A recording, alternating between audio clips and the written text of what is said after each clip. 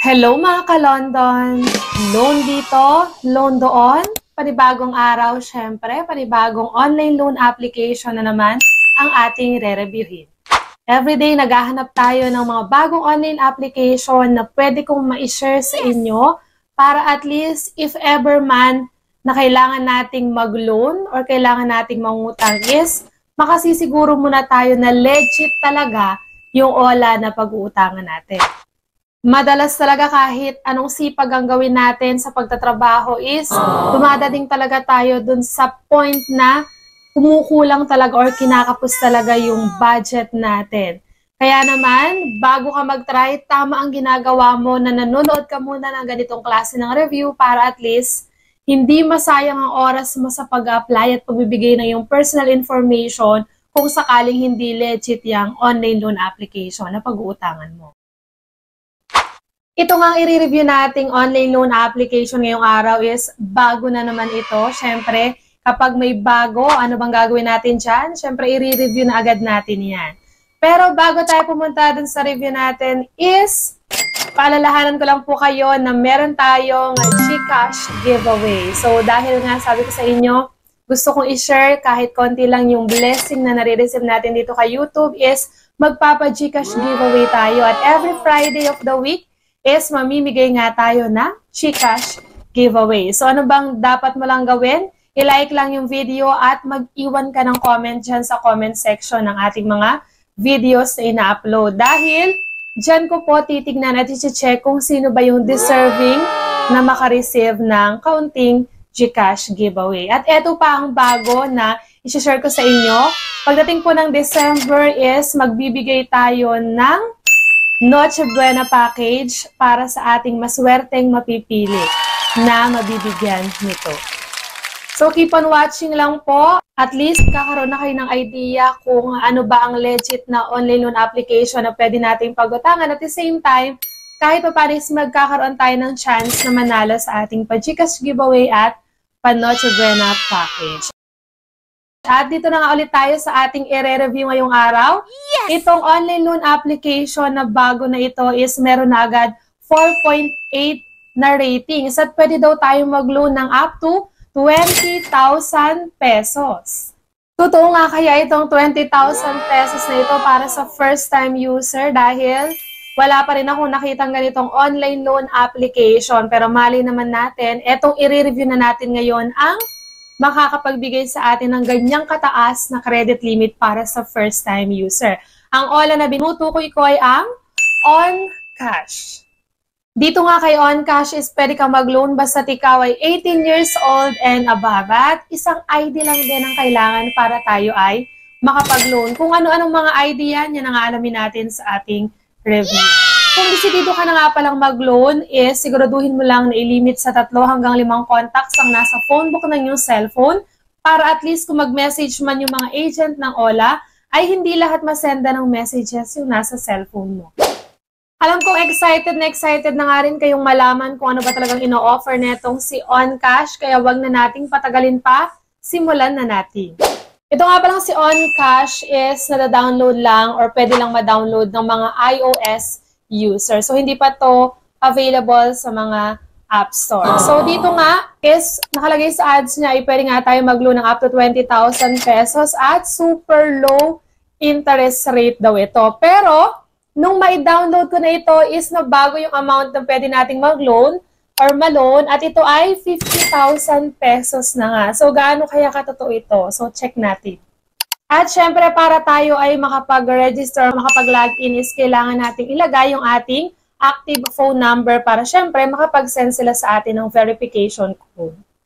After nga nating makapag-register is nabago na naman yung amount, 20,000 na lang ulit at meron daw siyang 0.05% per day na interest. At ang kanyang loan term is up to 91 days. Pero syempre, kung matagal na tayong may experience sa paglo-loan, for sure, hindi ka maniniwala agad-agad dito sa 91 days na ito. Dahil madalas, 7 days pa lang is kailangan na natin mabayaran yung halos buong amount ng ating niloan. Pero syempre, i-check pa rin natin itong si OnCash. And pagkatapos nga natin mag-login is, syempre dito na tayo agad dun sa mga sasagutan. So isa na nga dito ay yung personal information. At dito sa OLA na ito, doon sa personal information, meron silang itatanong sa'yo na how many online loans do you have currently kung meron? Kung ilan daw ang mga loans mo ngayon sa kasalukuyan? Kung meron, lagay mo lang kung ilang loans yan. Kung wala naman, 0. And then, how many times you borrowed money before? So, ilang beses ka na ba daw nakapangutang? Siyempre dito, kailangan kahit meron ka talagang experience ng pangutang or meron kang currently loan amount is mas maganda dito para safe, 0 lang ilalagay mo. Baka kasi maapektuhan yung pag-approve nila dito sa iyo ng application. And then, meron pa dito longest overdue days. Kung meron ka bang overdue at gaano kahaba yung hindi ka nakapagbayad. And then, dito tayo sa educational level or education level kung anong natapos mo. Types of housing, kung yan ba ay rented lang or sa'yo talaga, owned talaga yung tinitirhan mo ngayon. Marital status, kung married or single. Tapos, monthly expenses. So, dito pala ilalagay din yung monthly expenses in numbers. For example, 10,000 pesos. So, ilalagay mo lang dyan kung 10,000 pesos, 20,000 pesos. And dito sa contact reference, 3 lang yung hinihingi nila. Hindi kagaya ng ibang online loan application na kailangan nating makapagbigay ng 5. Pero syempre, make sure pa rin na alam nung tao na yun na ginamit mo siya as contact reference. At siguraduhin din natin na as in kamag-anak or kaklose talaga natin yung gagamitin nating or gagawin nating contact reference dahil sigurado pag hindi tayo na-contact ng mga agent ng OLA na yan ay sila na ang susunod nilang i-message or kukulitin. And sa mga ID naman, so eto na yung mga ID na pwede sa OLA na ito. Pwede ang National ID, Postal ID, PIN card, PhilHealth, SSS, pwede rin ang Voter's ID, Driver's License, Passport, at UMID. So kung wala ka sa mga ID na nabanggit, is hindi ka pwedeng mag-loan dito sa OLA na ito. So i-upload lang natin yung ID natin dyan. Siyempre, kailangan picturean yung harap ng ID natin. And then, proceed agad yan sa verification code. So sa verification code, i-check lang naman nila dyan kung ikaw ba talaga yung naglo-loan or nagamit lang yung ID mo sa paglo-loan. Dito naman sa withdrawal account, kung saan natin marireceive yung amount na niloan natin, pwede dito ang e-wallet pa rin at GCash. Sa e-wallet, pwede ang GCash, PayMaya at GrabPay. So kadalasan, kagaya ko, ako ginagamit ko lang naman dyan is GCash. At napakabilis nga lang ng proseso sa pag-apply ng online loan application na ito dahil dito na agad tayo sa pinakahihintay nating part o yung pinaka-importanting part ng ating review kung saan malalaman natin kung na-approve ba ako dito sa OLA na ito. Kung na-approve man ako is magkano yung binigay na credit limit para sa first-time user, magkano ba yung makakaltas kung meron, at gaano kahaba yung loan term.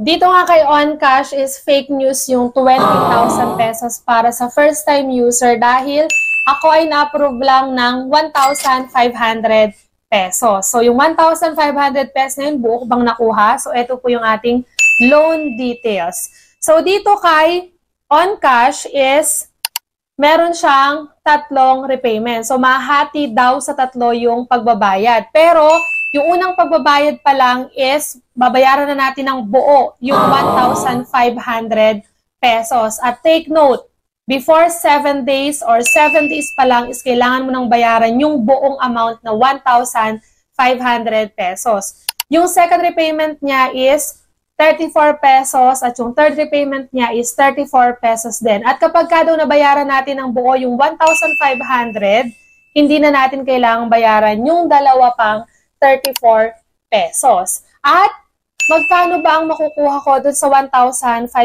pesos? So, meron siya ditong service fee na 555 pesos at meron pa siyang interest na 68 pesos.